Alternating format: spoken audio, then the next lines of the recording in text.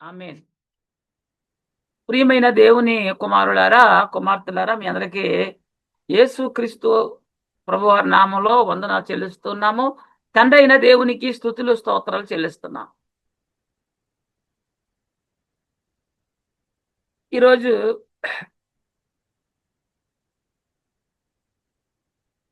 పౌలు గారిలో ఉన్న ముళ్ళు ఏంటి అనే అంశంలో రెండో పాఠాన్ని మనం ప్రారంభించుకున్నాం ముందటి వారం. ఆ పాఠాన్ని ఈరోజు మనం కొనసాగిద్దాము. ఆ పాఠం ఏంటి అంటే పౌలు గారి యొక్క అపోస్తలత్వం గురించి మాట్లాడుకుంటున్నాం మనం. పౌలు గారి యొక్క అపోస్తలత్వం రెండో పాఠం. అయితే పౌలు గారిని మొదటి శతాబ్ద కాలంలో అపోస్తులుగా అంగీకరించలేదు. కాబట్టే పదే పదే ఆయన నేను అపోస్తులకు ఏమాత్రం నేను చిన్నవాడిని కాదు, వారితో సమానంగా తగిన వాడినే అని ఆయన రాసినటువంటి పత్రికల్లో చాలా క్లియర్‌గా మెన్షన్ చేయడం జరిగింది. ఆ కాలంలో పౌలుని అపోస్తులుగా అంగీకరించిన పరిస్థితి ఉంది కాబట్టే అసలు అపోస్తులు యోగ్యతలు ఏమిటి? వారు ఎలాంటి చిహ్నాలు కలిగి ఉన్నారు? అపోస్తులకున్న యోగ్యతలు పౌలుకున్నాయా లేదా? అపోస్తులకున్నటువంటి యోగ్యతలు ఏవైతే ఉన్నాయో అవన్నీ కూడా నాకు కూడా ఉన్నాయని పౌలు చెబుతున్న మాట మనం పరిశుద్ధ గ్రంథంలో చూడవచ్చు. అపోస్తులు కార్యాలు మొదటి అధ్యాయం. అపోస్తులకు ఉన్న యోగ్యతలు ఏంటి అంటే అపోస్తుల కార్యాలు మొదటి అధ్యాయం 21-23 వరకు చూస్తే అక్కడ చెప్పాడు. కాబట్టి యోహాను బాప్తిస్మిచ్చినది మొదలుకొని ప్రభు అయిన యేసు మన యొద్ద నుండి పరమునకు చేర్చుకొనబడిన దినం వరకు ఆయన మన మధ్య సంచరించుచుండిన కాలమంతయు మనతో కలిసి ఉన్న వీరిలో ఒకడు. మనతో కూడా ఆయన పునరుద్ధానమును గూర్చి సాక్షి ఉంట ఆవశ్యకమని చెప్పింది. అప్పుడు వారు యూస్తు అను మారు పేరు గల బర్సబా అనబడిన యోసేపు, మత్తియా అను ఇద్దరిని నిలబెట్టి మరి సీట్లు తీశారు. అంటే అపోస్తులకు ఉన్నటువంటి యోగ్యతల్లో ఒకటి ఏంటంటే యోహాను బాప్తిసం ఇచ్చింది మొదలుకొని ఆయన పునరుద్ధానుడై లేచి పరమునకు వెళ్ళిన కాలం వరకు ఆయనతో ఉండాలి. ఇది ఒక యోగ్యత.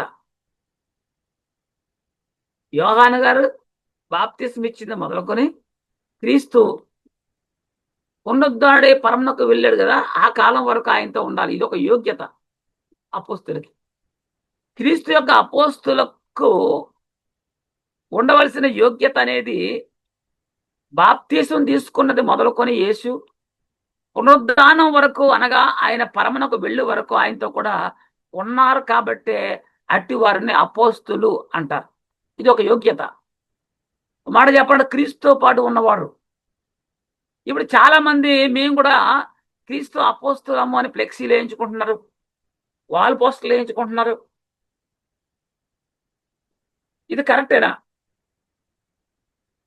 అంటే అపోస్తులు అనగా క్రీస్తుతో పాటు ఉన్నోళ్ళు. మరి వీళ్ళు క్రీస్తుతో పాటు ఉన్నారా? వీళ్ళు క్రీస్తుతో పాటు ఉండకపోయినా అపోస్తులు అని వాళ్ళు హంగామా చేస్తున్నారు. క్రీస్తు అపోస్తులు అనగా క్రీస్తుతో ఉన్నవారని అర్థం. యోహాను బాప్తిసం ఇచ్చింది మొదలుకొని ఆయన అంటే యేసుక్రీస్తు పరమునకు ఆరోహణమైన కాలం వరకు ఆయనతో కూడా ఉన్నవారే అపోస్తులు. పౌలు అపోస్తులు అవడానికి అర్హత ఏమిటి? బాప్తిసం ఇచ్చిన కాలం దగ్గర నుంచి కూడా యేసు ప్రభుతో ఉన్నాడు ఆయన? లేడు. కాబట్టే ఆయన ఒప్పుకోలేదు చాలా మంది. కానీ ఆయన కూడా నేను అపోస్తులని అని చెప్తున్నాడు. పౌలేమన్నాడు? అందరికంటే కడపటి పుట్టిన నాకును క్రీస్తు కనబడి ఉన్నాడు అంటాడు. ఎప్పుడు? పునరుద్ధానుడై లేచిన తర్వాత. కొరింథీయులకు రాసిన మొదటి పత్రిక 15 అధ్యాయము 8-10 వరకు చదువుకుందాం. అందరికీ కనబడిన అందరికీ కడపట కాలమందు ఆ కాలమందు పుట్టినట్టున నాకును కనబడి, అంటే యేసు క్రీస్తు ప్రభు వారు పౌలు గారికి కనబడిన తర్వాత ఎవరు కనబడలేదు. కడపట అంటే చివరి, ఇంకా లాస్ట్ లో ఆయన కనిపించారు. ఇవాళ నేను అపోస్తులు అందరిలో తక్కువ వాడను, అంటే ఆయన వచ్చింది లాస్ట్. పౌలు ఎన్నడు కదా తక్కువ వాడని, కాబట్టి అపోస్తులు కాదని నాకు వీలు లేదు. అక్కడ దేవుని సంఘమును హింసించినందున అపోస్తులుడు అనబడుటకు యోగ్యులను కాను అని పౌలు చెప్పాడు కదా. అంటే ఆయన అపోస్తులుడు నేను అనిపించుకోవడానికి యోగ్యుని కాదని చెప్పాడు కాబట్టి పౌలు అపోస్తులు కాదు అని అనేవాళ్ళు కూడా ఉన్నారు. కానీ పదులు ఏమన్నాడు, అయినను నేను ఏమై ఉన్నానో అది దేవుని కృప వలనే అయి ఉన్నాను. పౌలు ఏమై ఉన్నాడు, ప్రభు పిలిచాడు, తండ్రి దేవుడు పిలిచాడు. మరియు నాకు అనుగ్రహించబడిన ఆయన కృప నిష్ఫలము కాలేదు, కానీ వారందరికంటే నేను ఎక్కువగా ప్రయాసపడుతుంది. ఎవరికంటే యేసుతో కూడా ఉన్నటువంటి అపోస్తుల కంటే కనపడ్డ వచ్చినటువంటి ఆ పౌలు ఎక్కువ ప్రయాసపడ్డాడు అన్నాడు, చెప్తున్నాడు. నేను ఎక్కువ ప్రయాసపడుతుంది, ప్రయాస పడినది నేను కాను, నాకు తోడై ఉన్న దేవుని కృపే అంటాడు. దేవుని కృపే ప్రయాసపడతాను చెప్తున్నాడు.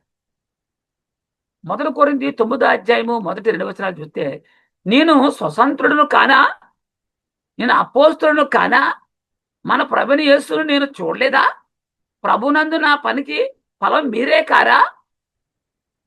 పౌలు చెప్తున్నాడు కొరింథీ సంఘంతో, మీరే నాకు ఫలం, నేను స్వతంత్రుడిని, నేను అపోస్తుల్ని, మన ప్రభు అయిన యేసుని నేను చూడలేదా, చూశాను అని చెప్తున్నాడు.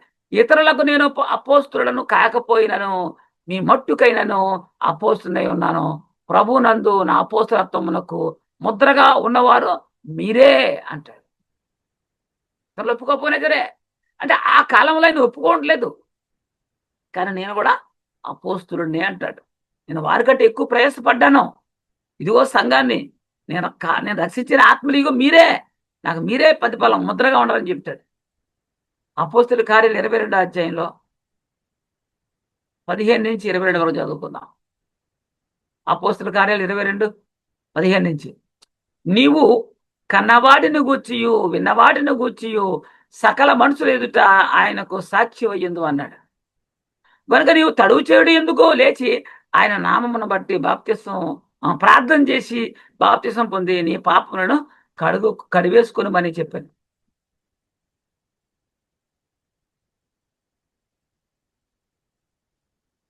17. అంటే నేను యెరూషలేమునకు తిరిగి వచ్చి దేవాలయములో ప్రార్థన చేయుచుండగా పరవశుడనై ప్రభువును చూచితినట్టాడు.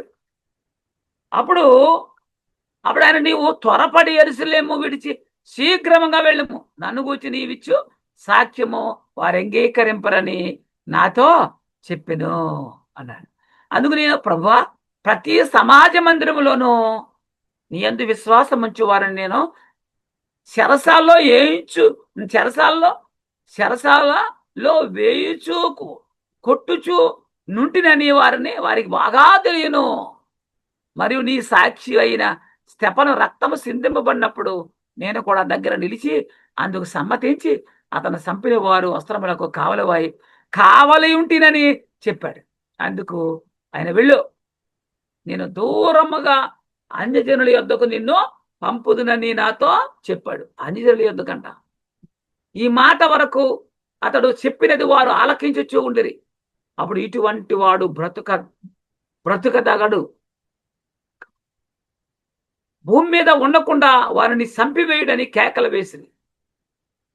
చంపేయాలంట, అలా వ్యతిరేకిస్తున్నారు వాళ్ళు. అపోస్తుల కార్యాలు 26 13-16 వరకు చదువుకుంటే, రాజా, మధ్యాహ్నమందు నా చుట్టూను నాతో కూడా వచ్చిన వారి చుట్టూను ఆకాశం నుండి సూర్య తేజస్సు కంటే మిక్కిలి ప్రకాశమానమైన ఒక వెలుగు త్రోవలో ప్రకాశించి చూచిదినే. మేమందరమును నేల పడినప్పుడు, సౌలా నేను ఎందుకు హింసించుచున్నావు, ముని కొలలకు ఎదురు తనుట నీకు కష్టమని హెబ్రీ భాషలో ఒక స్వరము నాతో పలుకుట వింటిని. అప్పుడు నేను, ప్రభువా, నీవెవడవని అడగా, ప్రభు, నీవు హింసించుచున్న యేసును అన్నాడు.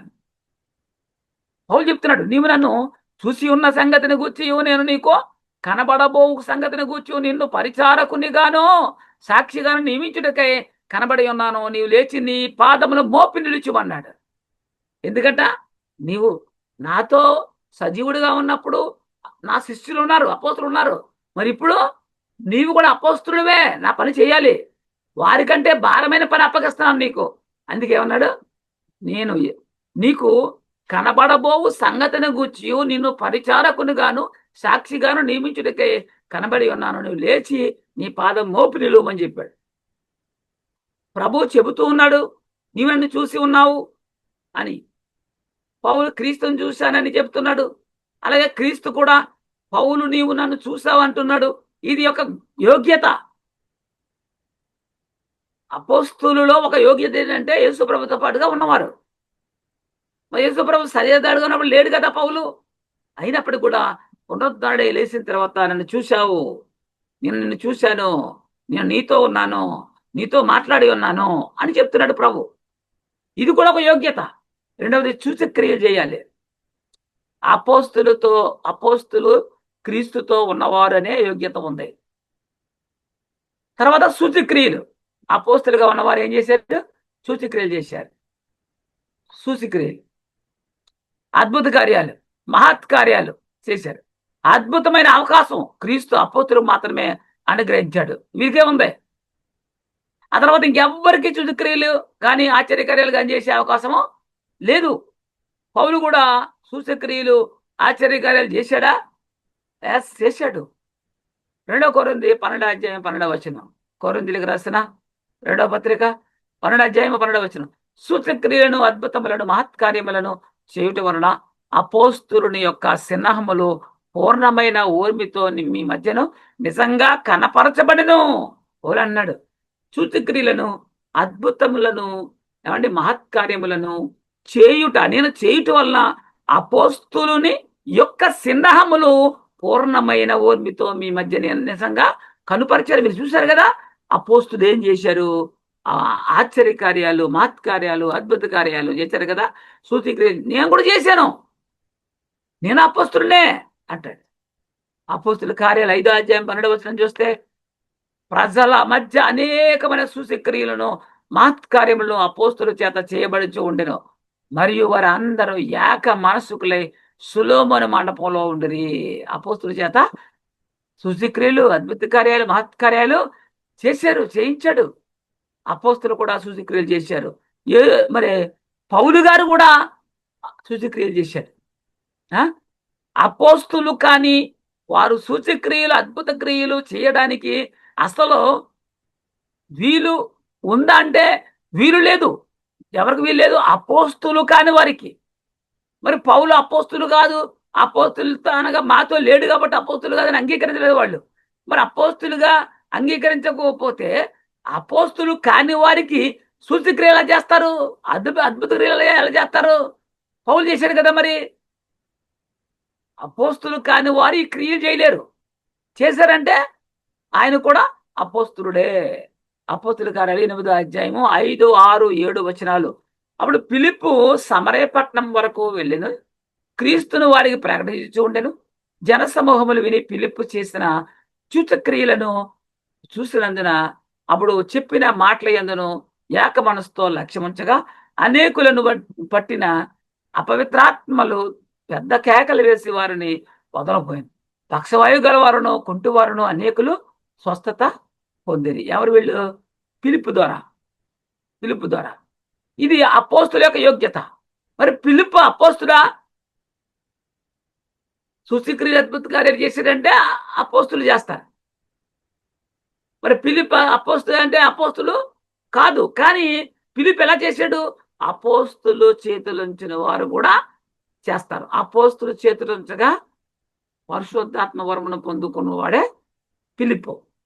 కానీ ఫిలిప్పు వేరొక వ్యక్తి మీద చేతులుంచితే వాళ్ళు పరిశుద్ధాత్మను పొందుకోరు.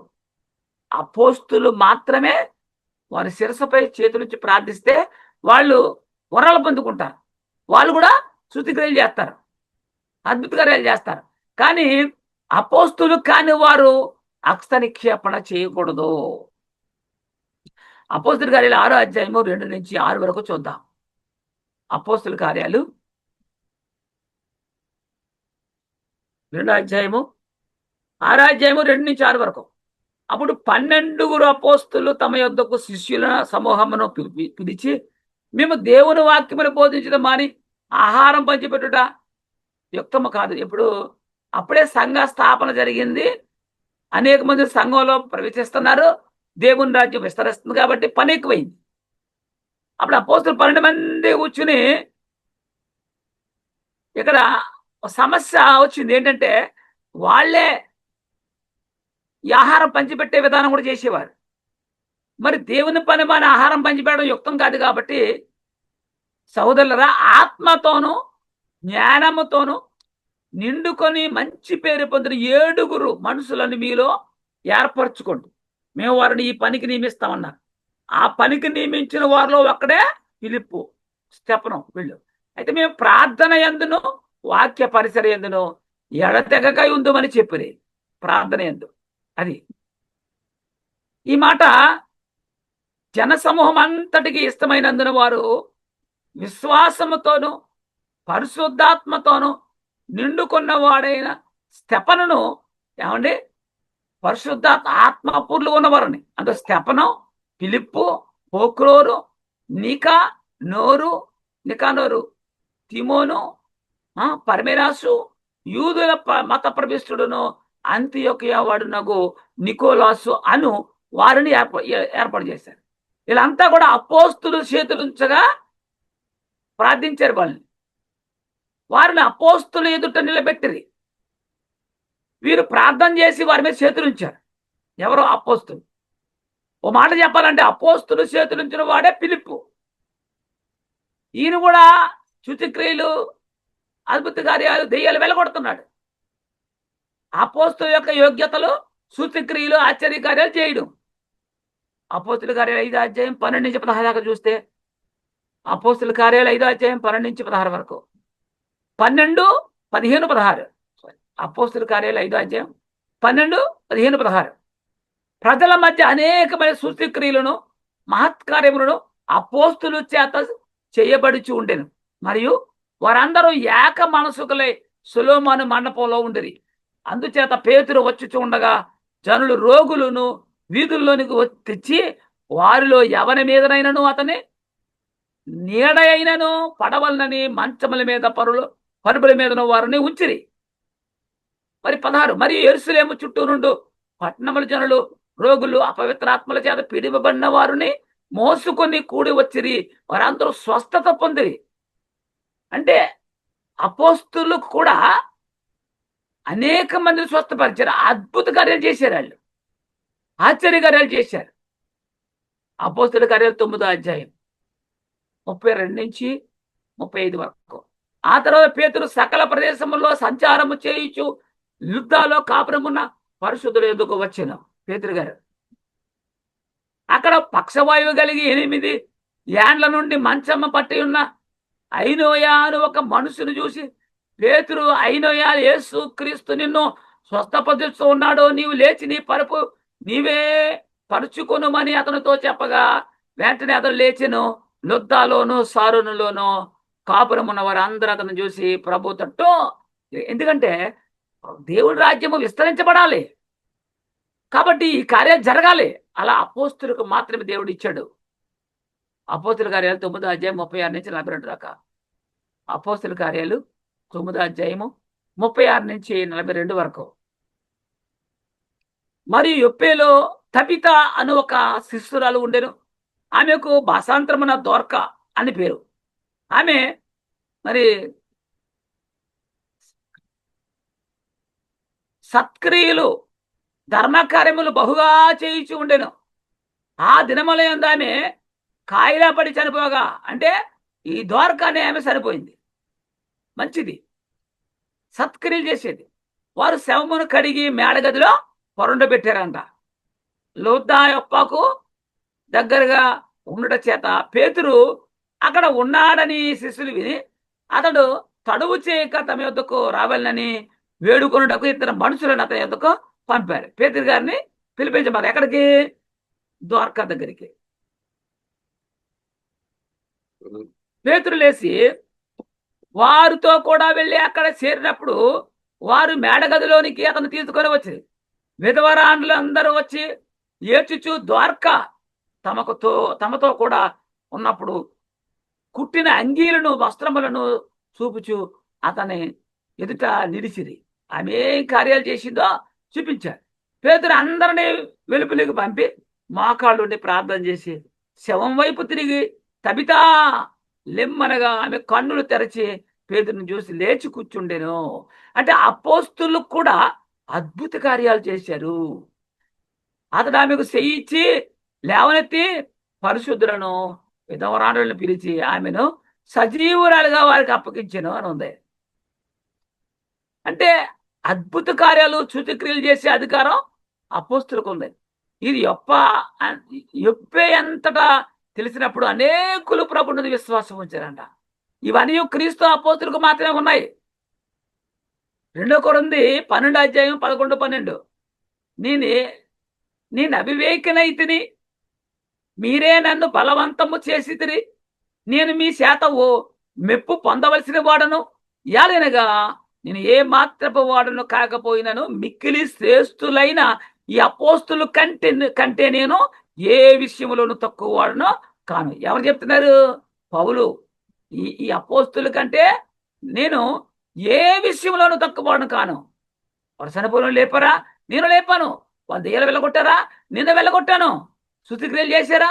నేను చేశానని చెప్తున్నాడు.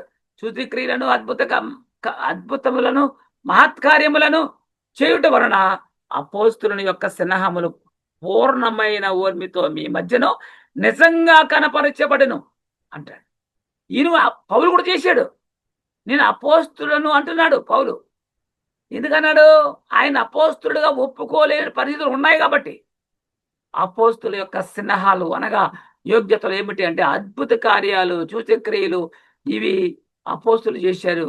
నేను చేశానని పౌలు చెప్తున్నాడు. రోమాపత్రిక 15వ అధ్యాయంలో 18-19 యాలినగా అన్యజనులు విధేయులగునట్లు వాక్యము చేతను, క్రియల చేతను, గురుతుల బలము చేతను, మహత్కార్యముల బలము చేతను, పరిశుద్ధాత్మ బలము చేతను క్రీస్తు నా ద్వారా చేయించిన వాటిని గూర్చియే గాని మరి దేన్ని గూర్చి మాట్లాడ తెగింపును. అంటే ఆ పోసిన పౌల ద్వారా కూడా ఇవన్నీ చేయించాడు. అద్భుత కార్యాలు, ఆశ్చర్య కార్యాలు ఇవన్నీ చేయించాడు. కాబట్టి యెరూషలేము మొదలుకొని చుట్టుపట్లను నా ప్రదేశముల యందు ఇల్లూరికి ప్రాంతం వరకు క్రీస్తు సువార్తను పూర్ణముగా ప్రకటించి ఉన్నాను. పూర్ణంగా. అపోస్తుల కార్యాలు 19వ అధ్యాయము 11-12 చూస్తే ఇక్కడ మరియు దేవుడు పౌలు చేత విశేషమైన అద్భుతములను చేయించారు. ఎవరి చేత? అపోస్తుడైన పౌలు చేత కూడా దేవుడు అద్భుతములను చేయించాడంట. విశేషమైన అతని శరీరమునకు తగిలిన చేతి గుడ్డలైనను నడిగట్లనైనను రోగులు యొద్దకు తెచ్చినప్పుడు రోగములు వారిని విడిచెను, దెయ్యములు కూడా వదిలిపోయాను. ఎవరవి? పౌలు గారు కట్టుకున్నటువంటి నడికట్టు గుడ్లను పట్టుకెళ్ళి రోగుల మీద పడితే వారు బాగుపడేవారంట. అద్భుతాలు చేశాడు. ఇవి అపోస్తుల యొక్క స్నేహాలు. అపోస్తుల కార్యాలు 14వ అధ్యాయము 7-10 వరకు చూస్తే లోస్త్రాలో బలహీన పాదములు గల ఒకడు ఉండెను. అతడు పుట్టిన మొదలుకొని కుంటువాడే ఉన్నాడు. కుంటువాడే ఎన్నడును నడవలేక కూర్చుండి ఉన్నవాడు అంటే ఎప్పుడు నడవలేదండి అతను పౌలు మాట్లాడటం వినెను. పౌలు గారు మాట విన్నాడు. పౌలు అతని వైపు తేరి చూసి స్వస్థత పొందుటకు అతనికి విశ్వాసం ఉండనని గ్రహించి ఎన్నడూ నడవలేడు. నీ పాదములు మోపి సరిగ్గా నిలువమని బిగ్గరగా చెప్పినప్పుడు అతను గంతులు వేసి నడవసాగినాం. చూసారా? పౌలు కూడా కార్యం చేస్తున్నాడు. అపోస్తుల కార్యాలు 20వ అధ్యాయం 9-10 ఇప్పుడు హైతుకు అని ఒక యవనస్తుడు కిటికీలో కూర్చుండి గాఢెదరపోయి పౌలు చాలా ప్రసంగం చేస్తుండగా, నేటి కాలంలో ప్రసంగం అంటే 45 నిమిషాలు తప్పితే 50 నిమిషాలు, గంట దాటి మాత్రం ఏమైనా చెప్పనివ్వరు. కానీ పౌలు ఎంతసేపు చెప్పాడంటే చూడండి, చాలాసేపు ప్రసంగించుండగా నిద్రభారమును వలన జోగి 3వ అంతస్తు నుండి కిందకు పడి చనిపోయిన వాడే ఎత్తబడెను. 3వ అంతస్తు మించి పడిపోడంట. చచ్చిపోయాడు. అందులో పౌలు కిందకి వెళ్ళి అతని మీద పడి కౌగిలించుకొని, మీరు తొందర పడకుడి, అతని ప్రాణం అతనిలోనే ఉన్నదని వారితో చెప్పాను పౌలు గారు. ఇక్కడ పౌలు చాలా సేపు ప్రసంగం చేస్తున్నాడని చెప్పన్నాడు. అంటే ఎక్కువ టైం. ఇక్కడ కూడా మనం గమనిస్తే ఆయన చనిపోయినటువంటి ఆయన లేపాడు, బతికించాడు. తలపై చేతులు పెట్టకపోతే ప్రార్థన పరలోకం చేరదా? చాలా మంది ఏం చేస్తారంటే, అపోస్తులు ఉన్న మరొక యోగ్యత ఏంటంటే హస్త నిక్షేపణ. ఒకటి యేసుతో ఉన్నవాడు, సూచక్రియలు, అద్భుత కార్యాలు, తర్వాత హస్త నిక్షేపణ. ఇది అంటే తలపై చేతులు పెట్టకపోతే, ఇప్పుడు ప్రార్థన చేసే ప్రతి ఒక్కరు తల మీద చేపెడతారు. కానీ అపోస్తులు ఒక్కరికే అయోగ్యత ఉందంట, శిరస్సుపై చేయబెట్టి ప్రార్థించే పని, హస్త నిక్షేపణ. అది మరి మనం అయ్యగారు తలపై చేయి వేయండి, ప్రార్థన చేయండి అని అడిగి మరీ చేయించుకుంటాం. అలా చెయ్యి వేసి ప్రార్థన చేయకపోతే పరలోకం వెళ్ళమా? ప్రార్థన ఫలించదా? బైబుల్ శిరస్సు మీద చెయ్యి వేసి ప్రార్థించమన్నాడా? ఆ యోగ్యత మనకుందా అంటే లేదు, ఒక అపోస్తులకు మాత్రమే ఉంది. అసలు తల మీద చేయి పెట్టి ప్రార్థన చేయకపోతే ప్రార్థన చేయించుకునే వారికి తృప్తి ఉండదు. అపోస్తులు చేతులు ఉంచిన తర్వాత కూడా వేరొకరిపై చేతులు ఉంచే అధికారం లేదు. ఫిలిప్పు అపోస్తులు చేతులుంచగా వచ్చినవాడు, ఆయన కార్యాలు చేశాడు. కానీ ఆయన వేరొకరి మీద చేతులు ఉంచే అధికారం లేదు. హస్త నిక్షేపణ అనే అధికారం వారికి లేదు. హస్త నిక్షేపణ వరకు ఉంది, అపోస్తులకు మాత్రమే ఉంది. అది హస్త నిక్షేపణ అనేది క్రీస్తు అపోస్తులు బతికి ఉన్నవారు బతుకున్నంత వరకు మాత్రమే అది కొనసాగింది. అపోస్తులు బతుకున్నంత వరకు మాత్రమే అది కొనసాగింది. క్రీస్తు అపోస్తుల చేత హస్త నిక్షేపణ చేయబడిన వారిలో ఫిలిప్పు ఒకడు. ఇతను సమరయలో సువార్త ప్రకటించాడు, అద్భుతాలు చేశాడు, ఆశ్చర్యకార్యాలు కూడా చేశాడు. అయినప్పుడు కూడా పరిశుద్ధాత్మ కుమ్మరింపు అనేది లేకపోవడంతో అక్కడికి అపోస్తులు పిలిపించడం వచ్చింది, అపోస్తులు పిలవడం వచ్చింది. చూద్దాం అపోస్తుల కార్యాలు 8వ అధ్యాయము 6, 12, 14 వచ్చిన. అపోస్తుల కార్యాలు 8వ అధ్యాయము 6, 12, 14. జన సమూహములు విని ఫిలిప్పు చేసిన సూచక్రియలను చూసినందున అతడు చెప్పిన మాటల యందు ఏక మనసుతో లక్ష్యముంచగా అన్నాడు. అంటే ఫిలిప్ ఏం చేశాడు? సూచక్రియలు చేశాడు, ఏమండి, అద్భుత కార్యాలు చూశాడు, అలాగే సువార్త ప్రకటించాడు. ఆ సువార్త విని ఏక మనసుతో అనేక మంది ఆయన మాట మీద లక్ష్యమించారు. అయితే ఫిలిప్పు దేవుని రాజ్యమును గురించి ఏం చేశాడు? ఆయన ఫిలిప్పు గారు ఏం ప్రకటించాడు? దేవుని రాజ్యాన్ని గురించి, యేసుక్రీస్తు నామం గురించి సువార్త ప్రకటించగా వారు అతన్ని నమ్మి పురుషులను స్త్రీలను బాప్తిసము పొందారు. బాప్తిసం వరకే. ఫిలిప్పు ఏం చేశాడు? సువార్త ప్రకటించాడు, శుద్ధిక్రియలు చేశాడు, సువార్త ప్రకటించాడు, నమ్మినోళ్ళకి బాప్తిసం ఇచ్చాడు. అది అదే 14. సమరయ వారు దేవుని వాక్యాన్ని అంగీకరించారని యెరూషలేములోని అపోస్తులు విని పేతురును యోహానును వారి యొద్దకు పంపిరి. పేతురు యోహాను ఎందుకు వచ్చారు యెరూషలేము నుంచి? వాడు రావాల్సిన పనే ఉంది. సమరయలో ఫిలిప్పు సువార్త ప్రకటించాడు, సూత్రక్రియలు చేశాడు, ఆశ్చర్యకార్యాలు చేశాడు. అలాంటప్పుడు యెరూషలేము నుండి మరలా పేతురు యోహాను ఎందుకు రావాల్సి వచ్చింది? అంటే హస్త నిక్షేపణ అనేది ఎవరి వరకు ఉందంటే కేవలం అపోస్తులకు మాత్రమే ఉంది. అపోస్తులు చేతులుంచగా అద్భుతాలు చేసేటువంటి ఫిలిప్పు గారికి లేదు అయోగ్యత. అందుకే అక్కడ బాప్తిసం తీసుకున్న వారికి పరిశుద్ధాత్మ వరం కావాలి కాబట్టి అపోస్తులు అక్కడ రావాల్సి వచ్చింది. యెరూషలేము నుండి పేతురు యోహాను ఎందుకు మరి సమరయకు వచ్చారు? వారు రావాల్సి వచ్చింది, అవసరం ఏముంది అంటే అపోస్తుల గారి 8వ అధ్యాయము 15 నుంచి 18 దాకా చదివితే వీరు వచ్చి వారు పరిశుద్ధాత్మను పొందవలనని వారి కొరకు ప్రార్థన చేశారు, సువార్త విన్నారు, శుద్ధిక్రియలు చేశారు, బాప్తిసం తీసేసుకున్నారు. కానీ పరిశుద్ధాత్మ ఇంకా పొందుకోలేదు వాళ్ళు. ఆ పరిశుద్ధాత్మ దిగి రావాలంటే ఎవరు రావాలి? అపోస్తులు రావాలి. అంతకుముందు వారిలో ఎవరి మీదనో ఆయన దిగి ఉండలేదు. వారు ప్రభువైన యేసు నామమున బాప్తిసము అతమే పొందుకున్నారు. ఆజ్ఞగా ఇవ్వండి బాప్తిసం మాత్రం పొందుకున్నారు. ఏ నామంలోని? యేసుక్రీస్తు నామంలోనే బాప్తిసం పొందుకున్నారు. అప్పుడు పేతురును యోహాను వారి మీద చేతులుంచగా ఏం చేశారు? యెరూషలేములో నుండి రక్షణ పొందుకున్నాడు విని అక్కడ వచ్చారు. ఎందుకు? చేతులుంచడానికి.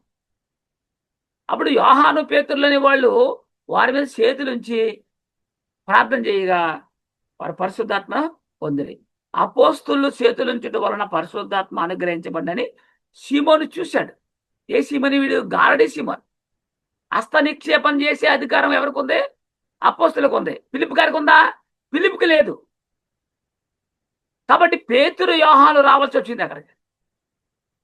అపోస్తుల ద్వారా చేతులు ఉంచబడిన ఫిలిప్పు హస్త నిక్షేపం చేసే అధికారం ఆయనకు లేదు. కాబట్టి యెరూషలేము నుండి పేతురు యోహానులను పంపారు పెద్దలు. ఫిలిప్పు అపోస్తుల చేత చేతులు ఉంచబడిన వాడు అయినప్పటికి కూడా ఫిలిప్పు ఇతరుల మీద తన చేతులు ఉంచి అధికారం ఆయనకి లేదు. మరి ఇప్పుడు సేవకులు ఎందుకు శిరస్సుపై చేతి ఉంచి ప్రార్థన చేస్తున్నారు? అర్హత ఉందా అంటే అర్హత మనకి లేదు. ఎవరు పడితే వారు చేతులు ఉంచకూడదు. అపోస్తులకు మాత్రమే అయోగ్యత ఉంది. అది ఆ కాలంలోనే వారికి లేనప్పుడు నేటి కాలంలో ఉన్న బోధకులకి హస్త నిక్షేపణ కార్యక్రమాలు ఎలా వస్తాయి చెప్పండి. ఈ తప్పు కదా ఇది. చాలా మంది సంవత్సరానికి ఒక్కమారు హస్త నిక్షేపం చేస్తారంట. ఎలా వచ్చింది? ఆ యోగ్యత ఎలా వచ్చింది నీకు? ఎవరిచ్చారు? అపోస్తులకు మాత్రమే ఉంది. అపోస్తులు చేతులు ఉంచగా అద్భుతాలు చేసిన ఫిలిప్పు కూడా అధికారం లేదు. అపోస్తుల కార్యాలు 13వ అధ్యాయము 2, 3, 4 వచ్చినారు. వారు ప్రభుని సేవించు ఉపవాసం చేయించుండగా పరిశుద్ధాత్మైన బర్నబాను సౌలును పిలిచిన పని కొరకు వారిని నాకు ప్రత్యేకపరచుడని వారితో చెప్పాను. అందులో వారు ఉపవాసం ఉండి ప్రార్థన చేసి వారి మీద చేతులుంచి వారిని పంపిరి. కాబట్టి వీరు పరిశుద్ధాత్మ చేత పంపడిన వారే సెలూకాయుకు వచ్చి అక్కడి నుండి ఓడ ఎక్కి కుప్రాకు వెళ్ళింది. సౌలు కూడా బర్నబా కూడా మరి చేతి నుంచి ప్రార్థన చేశారు ఆయన మీద కూడా. 1 తిమోతి 4:14 సంఘము చేత పంపించబడ్డారు వీళ్ళు. 1 తిమోతి 4:14 ఏమన్నాడు పౌలు గారు? పెద్దలు హస్త నిక్షేపణ చేయగా ప్రవచన మూలమున నీకు అనుగ్రహించబడిన నీలో ఉన్న వరమును ఆలస్యము చేయకము. పెద్దలు చేతులు ఉంచారు, నీకు కృపవరం కలిగింది, దాన్ని నువ్వు ఆలస్యం చేయకు.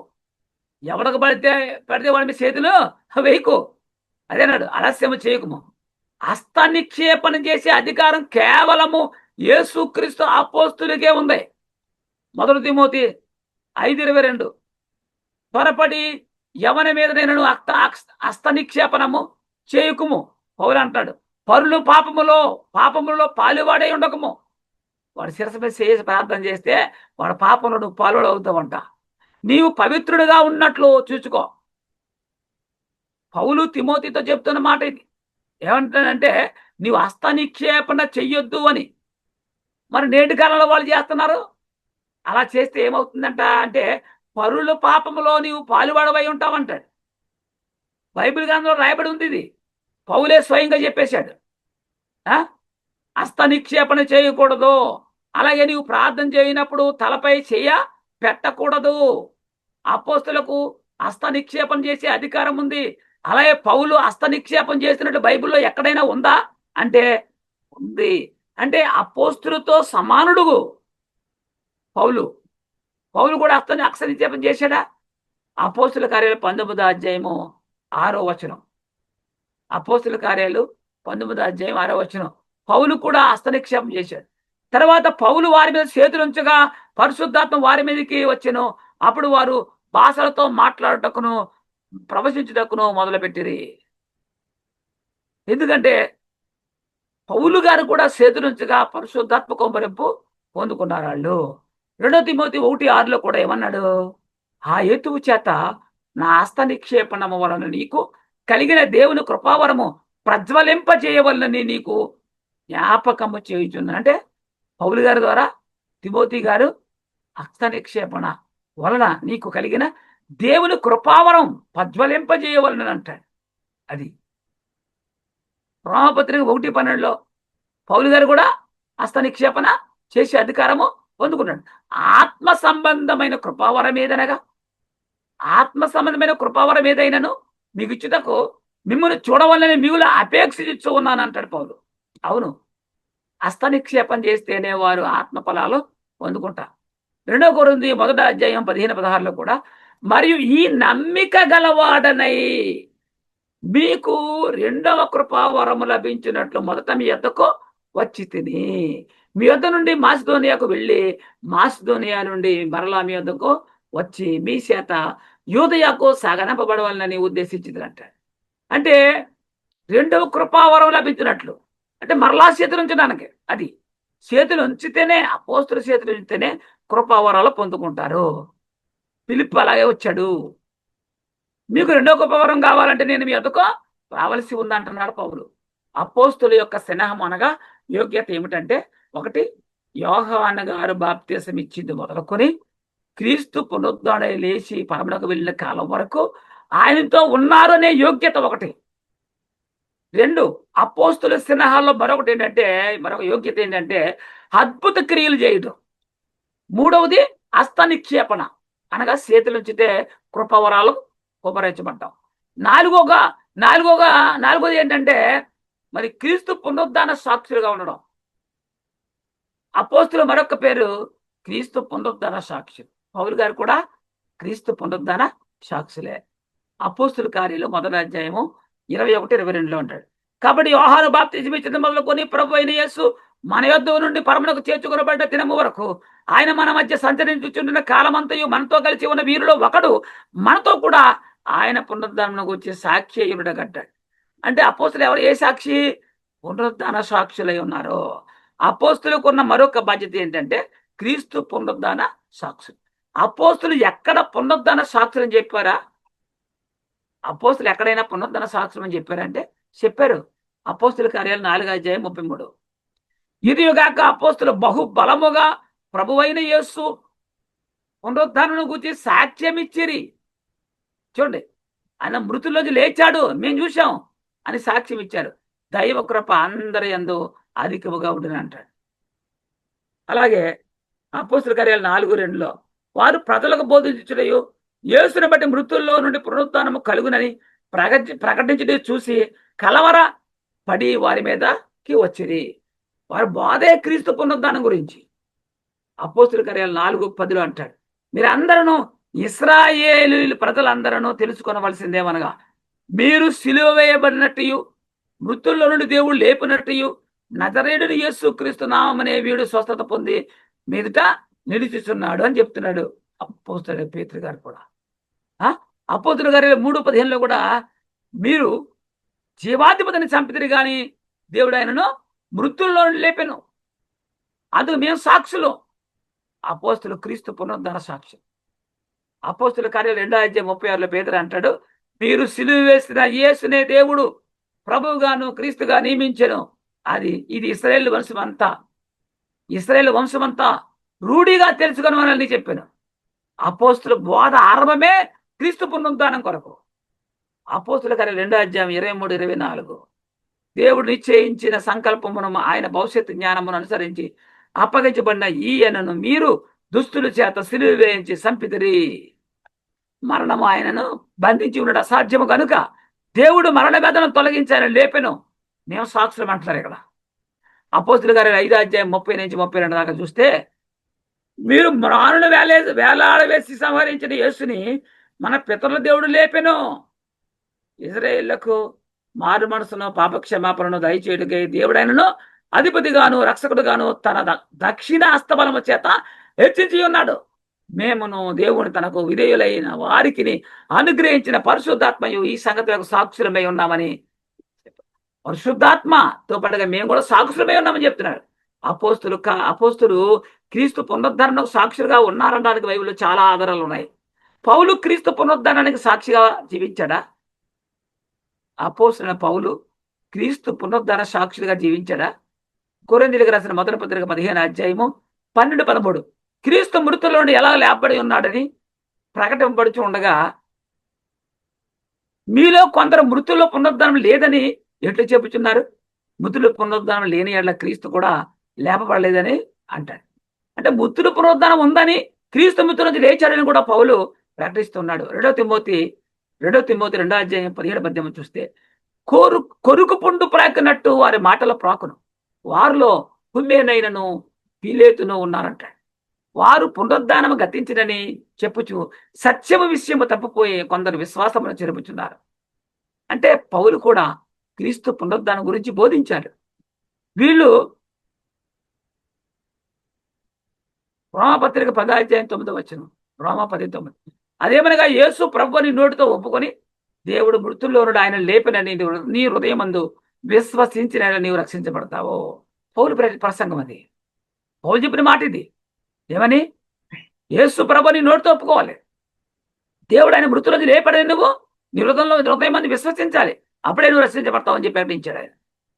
1 పేతురు 1:4 మృతుల్లో నుండి యేసుక్రీస్తు తిరిగి లేచిన వలన జీవంతో కూడా నిరీక్షణ మనం కలిగినట్లు, అనగా అక్షయమైనది నిర్మలమైనది వాడబారనది స్వాస్థ్యము మన పరలోకం మనం కలిగినట్లు.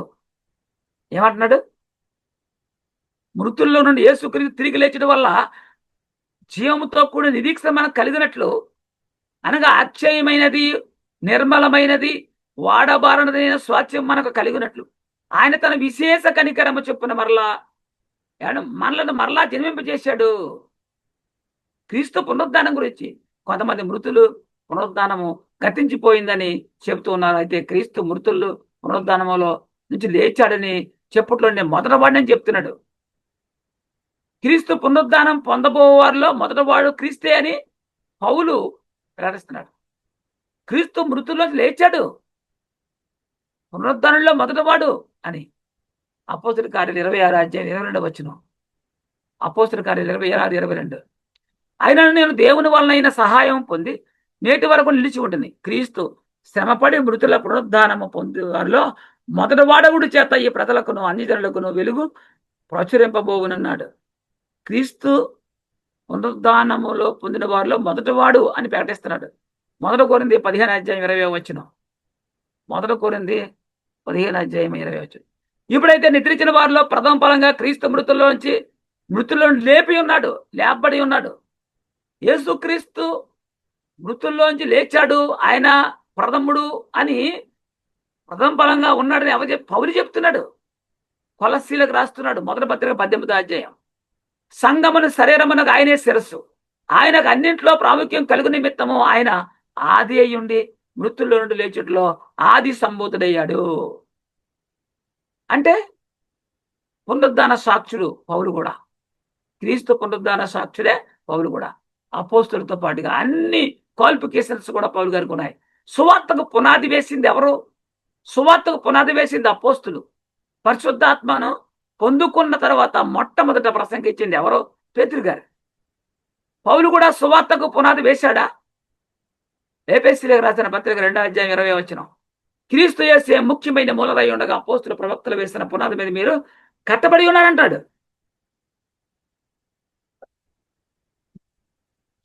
అపోస్తుల కార్యాలు 16:4 వారు ఆయా పట్టణముల ద్వారా వెళ్ళుచు యెరూషలేములో ఉన్న అపోస్తుల పెద్దలను నిర్ణయించిన విధులను గైకొనుటకు వాటిని వారికి అప్పగించిరంటాడు.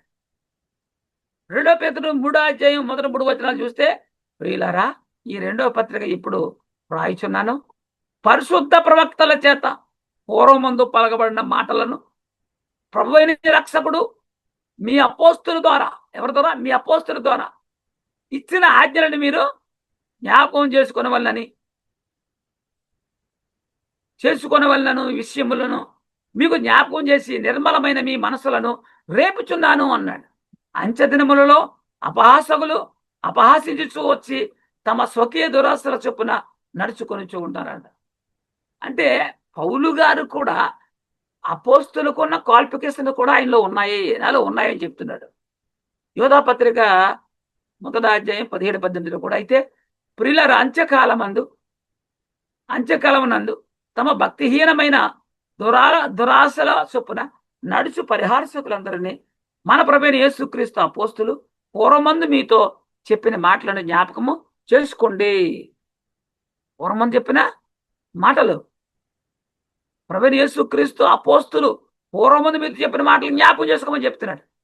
1 కొరింథీ 3:10-14 చూస్తే, దేవుడు నాకు అనుగ్రహించిన కృప చొప్పున నేను నేర్పరి అయిన శిల్పకారుని వలె పునాది వేసింది. పౌలు కూడా ఒక పునాది వేశాడు, మరొకడు దాని మీద కట్టుచున్నాడు. ప్రతివాడు దాని మీద ఎలా కట్టబడుచున్నాడో జాగ్రత్తగా చూసుకొనవలెను. వేయబడిన తప్ప మరి ఒక పునాది ఎవడో వేయనేరడు. ఈ పునాది క్రీస్తే.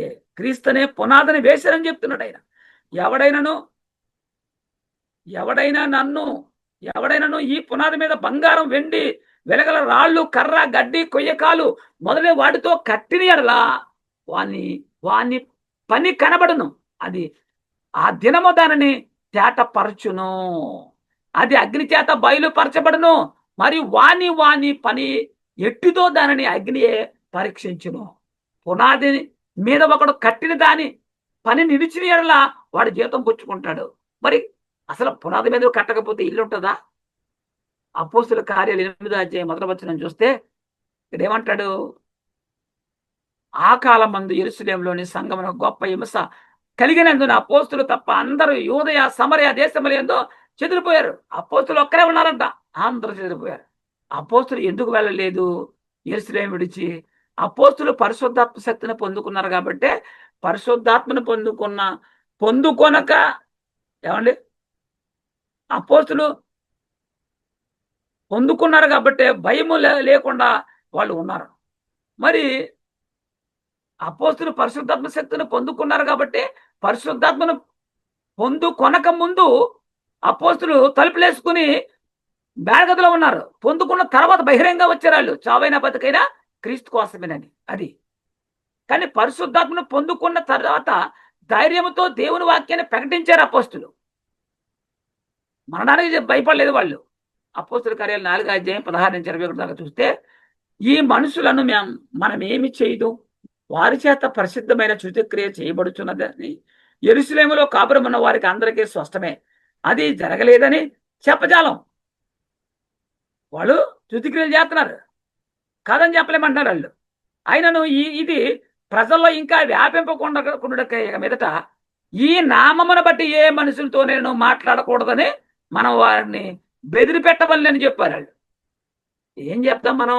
వాళ్ళు ఏం శుచిక్రియలు చేస్తున్నారు కాదనలేము. కాకపోతే ఈ నామాన్ని బట్టి మీరు ఎక్కడ మాట్లాడదని చెప్పేసి మనం భయపెట్టాలంటున్నారు వీళ్ళు.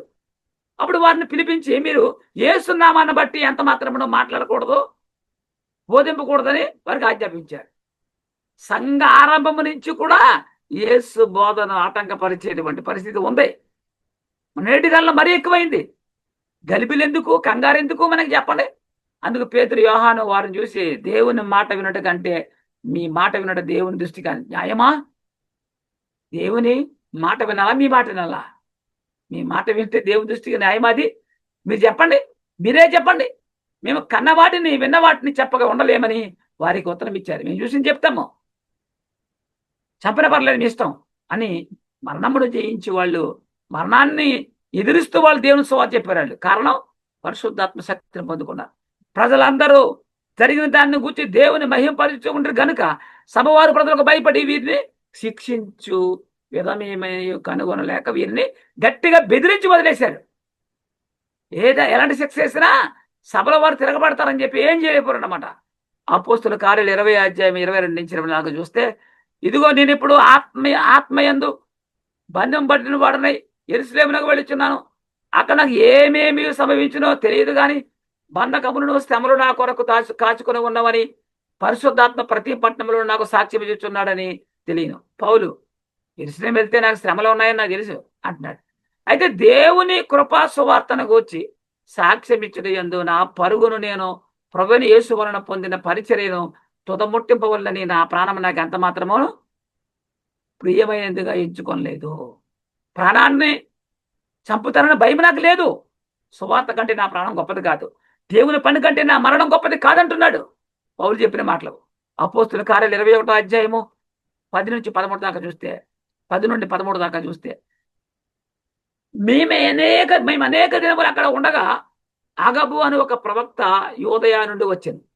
అతడు మా యొద్దకు వచ్చి పౌలు నడికట్టు తీసుకొని తన చేతులను కాళ్లను కట్టుకొని యెరూషలేములోని యూదుల ఈ నడికట్టు గల మనుషుని ఇలాగున బంధించి అన్యజనుల చేతికి అప్పగింతురని పరిశుద్ధాత్మ చెప్పుచున్నాడు అన్నాడు.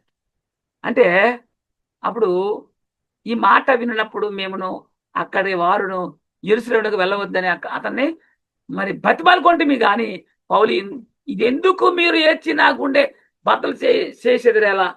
నేనైతే ప్రభు అయిన యేసు నామం నిమిత్తం, ఆయన పని నిమిత్తం యెరూషలేములో బంధించబడ్డకు మాత్రమే కాక చనిపోవడకు సిద్ధంగా నేను ఉన్నానయ్యా అంటాడు. వీళ్ళేమో మీరు వెళ్తే ప్రభునామంలో సువార్త చెప్తే చెరసలేస్తారు. అంటే ఇదేంటయ్యా, ఆయన పని కోసం నేను చనిపోతాను, మరణమును కూడా నేను లక్ష్యం అని చెప్తున్నాడు. అది అంత తెగింపు కలిగి ఉన్నాడు. పిలిపిలికి రాసిన పత్రిక మొదటి అధ్యాయం 19 నుంచి 21 చూద్దాం.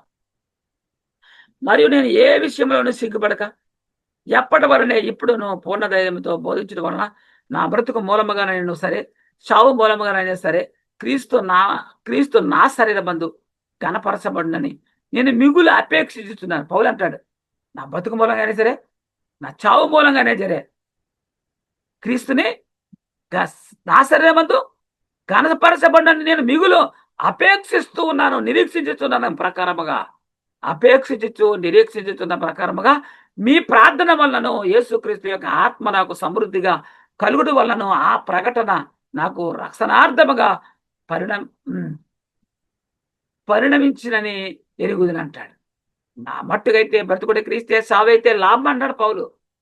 అంటున్నాడు, నేను అపోస్తులకు ఉన్న యోగ్యతలు అన్నీ నాకు ఉన్నాయి అని చెప్తున్నాడు. పౌలు యొక్క అపోస్తలత్వానికి ముద్రగా ఉన్నవారు మీరు కాదా? నా ముద్రగా ఉన్నవారు మీరు కాదా అంటున్నాడు కొరింథీ సంఘాన్ని. కొరింథీయులకు రాసిన మొదటి పత్రిక 9వ అధ్యాయం 1 వచనాలు చూస్తే, నేను స్వతంత్రుడు గానా, నేను అపోస్తులు గానా, మన ప్రభుని యేసును నేను చూడలేదా? ప్రభునందు నా పనికి ఫలం మీరు కారా అని చెబితే ఏమన్నాడు ఇక్కడ? ఇతరులకు నేను అపోస్తులను కాకపోయినను మీ మట్టుకై నేను అపోస్తులై ఉన్నాను. ప్రభునందు నా అపోస్తలత్వమునకు ముద్రగా ఉన్నవారు మీరే కారా అంటున్నాడు కొరింథీ సంఘాల గురించి. ఆ కాలంలో పౌలు గారిని అపోస్తులుగా ఒప్పుకోలేని పరిస్థితులు, సంగతులు ఉన్నాయి. కానీ పౌలు నిరూపించుకుంటాడు, నేను అపోస్తులునే, వాళ్ళు కంటే ఎంత మాత్రమో లేస మాత్రం తక్కువ కాదంటాడు. పౌలు దేవుని విషయంలో ఎలా ఉన్నాడు? 2 కొరింథీ 12:7 చూడండి. నాకు కలిగిన ప్రత్యక్షతలు బహు విశేషంగా ఉన్నందున నేను అత్యధికముగా హెచ్చిపోకుండా నిమిత్తము నాకు శరీరములో ఒక ముళ్ళు, నేను అత్యధికముగా హెచ్చిపోకుండా ఒక నిమిత్తము నన్ను నలగొట్టుటకు సాతాను యొక్క దూతగా ఉంచబడిన. ఇది కూడా చాలా మంది తప్పుగా అర్థం చేసుకుంటారు. ఎందుకంటే వాక్యాన్ని మనం అర్థం చేసుకోవాలి. నలగొట్టుటకు నా శరీరంలో ఒక ముళ్ళుగా ఉంచబడి ఉంది, అది సాతాను దూతగా అని ఉంది. అంటే పౌలే సాతాను దూత కాదు, నా శరీరంలో ఉన్న ముళ్ళు అనగా నేను కొంతమంది ముళ్ళుగా, పాపం అనే ముళ్ళు అనుకుంటున్నారు కొంతమంది. కాదు, శ్రమ, కష్టాలు, ఇబ్బందులు ఇవి. 1 కొరింథీ 15వ అధ్యాయము 55 చూస్తే, ఓ మరణమా నీ విజయం ఎక్కడ? ఓ మరణమా నీ ముళ్ళు ఎక్కడ? మరణపు ముళ్ళు పాపానికి ఉన్న బలము ధర్మశాస్త్రమే. ఈ వాక్యాన్ని బట్టి చాలా మంది పౌలు ముళ్ళు, నా శరీరంలో ముళ్ళు ఉందన్నాడు కదా, ఆ ముళ్ళు పాపమే అనుకున్నాడు. పాపము కాదు, పౌలు పరిశుద్ధుడు. ఏమండి ఆలోచించండి. ముళ్ళు అనగా శ్రమకు సూచన, కష్టాలు, ఇబ్బందులు ఇవన్నీ కూడా. పౌలు పరిచర్య చేస్తూనే పాపం చేశాడని వీళ్ళు చెప్తున్నారు. చాలా పొరపాటు. లేక పాపం చేస్తూ పరిచర్య చేశాడా పౌలు? లేదు. పౌలు శరీరంలో ముళ్ళు అంటే ఆ ముళ్ళు పాపము కాదు, శ్రమ. అది పాపమా అయితే అతనికి నీతి కిరీటం ఎలా దొరుకుతుంది? నాకు ఒక నీతి కిరీటం ఉంచబడి ఉందని చెప్పాడు కదా. ఆయన పరుగు, ఇదిగో నా పరుగు తుదముట్టించుతుంది అంటాడు. పాపము లేకుండా పరిశుద్ధుడిగా ఆయన జీవించాడు కాబట్టి ఆయన కొరకు నీతి కిరీటం ఉంచబడి ఉంది. 2 తిమోతి 4వ అధ్యాయం 6, 7, 8 వచ్చినారు. నేనిప్పుడే ప్రాణార్పణముగా పోయబడి ఉన్నాను, నేను వెడలిపోవు కాలము సమీపమై ఉంది, మంచి పోరాటం పోరాడదు. ఇది పాపముండి, పాపము కలిగి, పాపమనే మూలుండి ఈ దేవుని పని చేశారా? ఎట్లా అవుద్ది? అలా అయితే మంచి పోరాటం ఎట్లా అవుద్ది? మంచి పోరాటం పోరాడితే నా పరుగు కడముట్టించి తిని విశ్వాసం కాపాడుకుంటుంది. పరిశుద్ధుడుగా ఉన్నాడు.